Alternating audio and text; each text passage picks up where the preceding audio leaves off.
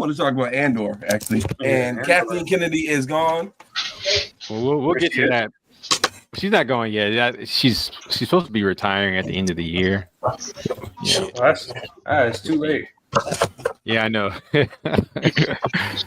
Her reign cannot end soon enough. Oh yeah, I saw that she is getting fired basically. No, she's not getting. Well, no, she's not. She's getting fired. She's getting fired. I mean, if she's not going to be where she was before, that means you're getting fired or getting people replaced. retire. Yeah, retiring is not getting fired. Some people are saying that she's getting pushed out, but no one really knows. Officially, she's retiring. Officially, she's retiring. I hope she gets fired. I hope that's on her record. Yeah, she messed up Star Wars. I mean, she's already rich. It doesn't matter at this point. She gets fired to her. She's like, I mean, yeah. We don't care about her being rich. We care about her destroying Star Wars. Star Wars. Yeah. I mean, but it's already over. Like, she's. Really, I agree. It's it. Yeah, they destroyed it. It's whoever takes it now has so much to fix that it might not be worth it. It's going to take billions of dollars to fix all this. It can't be fixed. Saying, you got to wait like 20 years before this thing can be redeemed. In my opinion, that's when most of us, well, people my age are going to be like old freaking men who don't care, who won't care anymore. We're going to be worried about, getting our social security checks, and then the youth, like the younger people, it's not even into it as much, as millennials. I haven't watched Mandalorian. I haven't watched Andor. I haven't watched none of that stuff. They destroyed because I didn't want to watch it because if she was the head of Star Wars, and I'm like, I don't know if she's a part of that or she will do something to where it would not be great. Yeah, they destroyed it. I heard the actor that plays Happy, I believe he is going to be him and another That's guy. all rumor. Nobody knows. Yeah, it's rumor. Nobody knows. I heard that who's going to take over. No one knows who's going to take over. Nobody knows. Lucas should come back. Hey, he's too old. From what I read, there was another woman that she was kind of grooming to take her place that was supposed to be next in line. Oh my god. But nobody knows. Like we just don't know yet. So it is what it is, man. Like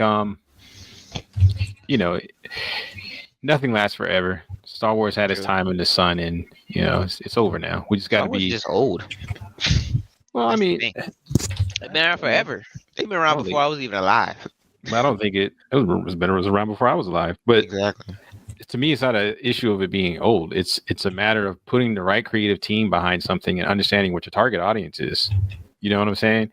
And they just failed to do that on almost every way imaginable. Yeah. Every way imaginable, they failed to do that. They took probably the most popular film franchise in history, and they utterly destroyed it. Well, yeah, true, because you could say that about Dragon Ball Z, and or Dragon Ball, the universe, and it's still going on, and that was before I was even alive, so. Yeah, I think Dragon Ball. They know what they're doing. They care about their fan base. 80s. True. Yeah. All right. You want to show us what you're working on, Mr. Pegleg?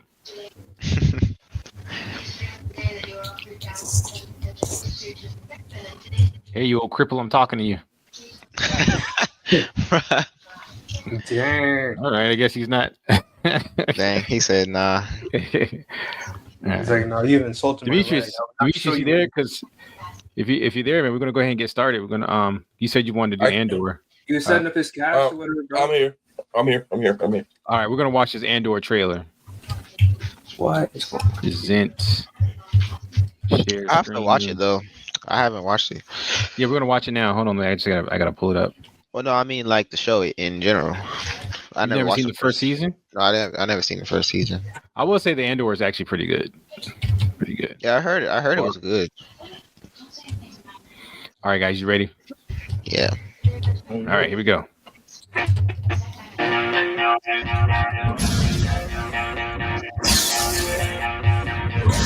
We're in a war. You want to fight? Or you want to win?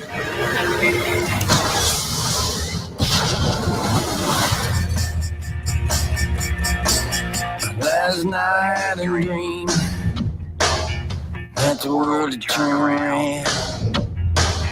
All our hopes had come to be. The revolution starts now. What a swell party this is.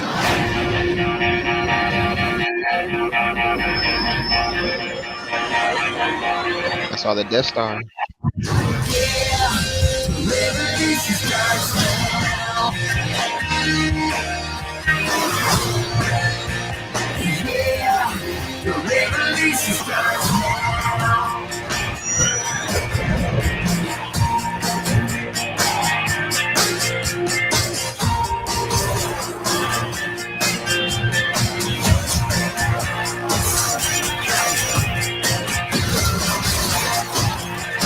Remember this moment. You're here, you're right here, and you're ready to fight.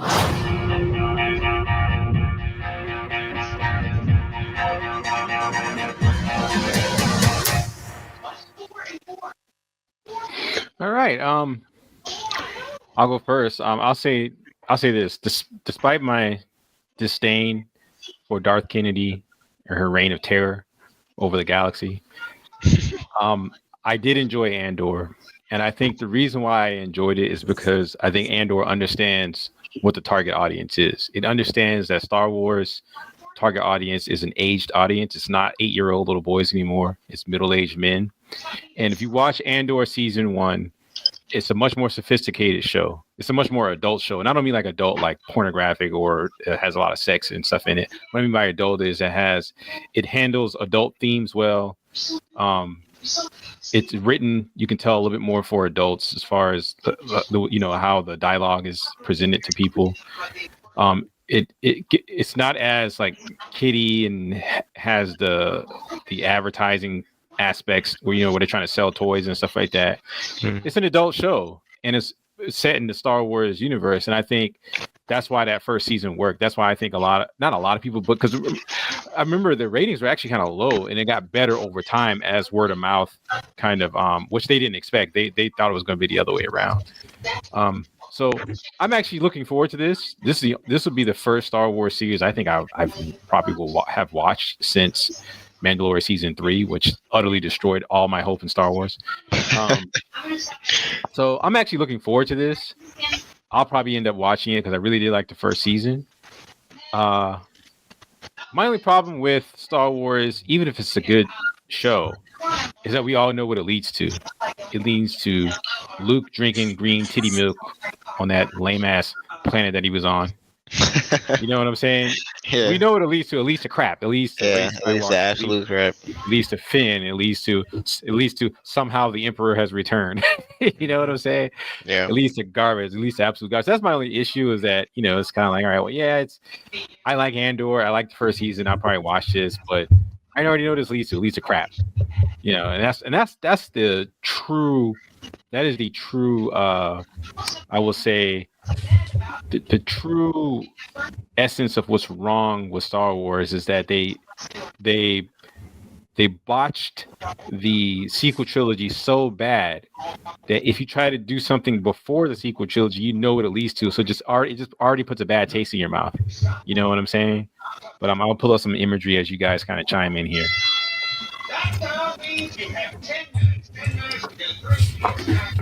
I actually watched Rogue One the other day. Just kind of remember this. Remember this character, and it just flowed well, like from beginning to end of that movie. And then I watched Andor like a week ago. I'm like, this flows very, very, very well. It for a Star Wars series that has like no real Jedi. Well, it doesn't have a Jedi at all in it. The first season. Yeah. This is very, very good.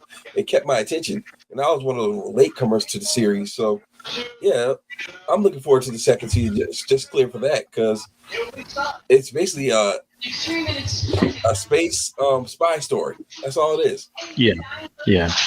And I'll say that. I remember when what's that movie you just mentioned? What's it called? Rogue One. I remember when Rogue One came out. It was so good that I think it gave a lot of people hope for the Disney Star Wars run. I mean, that was dashed completely, in my opinion, when Force Awakens came out. I know a lot of people like Force Awakens, but I've said for a long time, Force Awakens was actually the true downfall, not Rise of Skywalker. I didn't like Force Awakens. I thought it was trash. It's a garbage movie, but I digress. The point is, Rogue One was actually a pretty good movie. You know, I actually really like that movie. And I just think that, I will say this though, I think the main character, this guy right here, even though he wasn't really the main character of Rogue One, he's not the most like compelling character. Like I don't watch Andor because of him. I don't think he's really all that interesting. I don't think his acting is all that great or convincing. It's the world that they build. It's the surrounding characters. You know what I'm saying? That I think is actually the better part of Andor.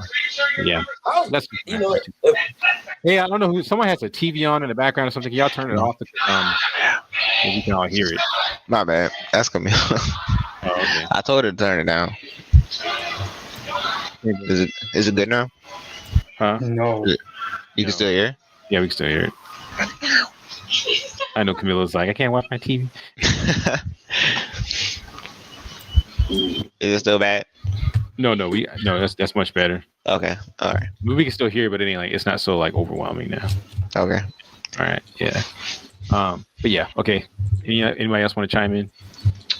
I was gonna say I haven't watched it yet, so I can't really put my full opinion on the show. But I'll go and watch it on Disney Plus, get caught up, just to have my own opinion on it. Maybe next live. Yeah, stream, I think you'll like it. I think it's like I said, I think it's a little bit more mature. Yeah, of a show. That's kind of what Star Wars is kind of for me was missing.